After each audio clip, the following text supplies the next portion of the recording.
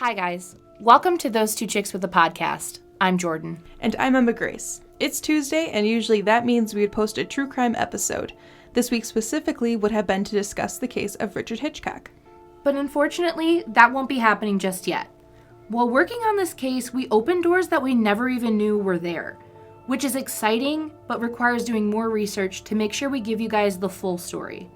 We know you guys were looking forward to this episode, and trust me, the wait is going to be worth it. We hope you guys understand, and on the plus side, we have a super fun episode for you on Friday, so stay tuned. Before we leave you guys, we want to give you a little sneak peek of what's to come. Richard Eugene Dale Hitchcock, who often went by the nickname Richie, was born in Allegan, Michigan on April 16, 1969. Richard lived with his parents out in the country with his older brother and his younger brother. Richie could be described as a prankster and a jokester. Grew up in a typical Allegan country setting, digging out frogs and hunting and fishing and doing that kind of stuff with their dad. He was a hard worker.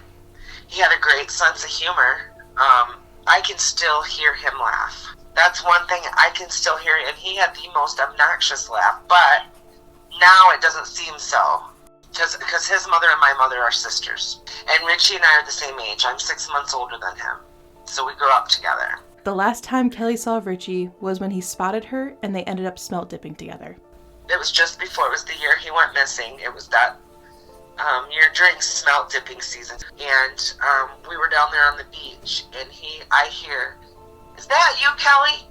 And I look up and it's Richie. And so we ended up sitting there on the beach of Lake Michigan while we were smelt dipping and just had a beer together. We didn't know what was coming, that might be our last time we ever actually got to speak to each other.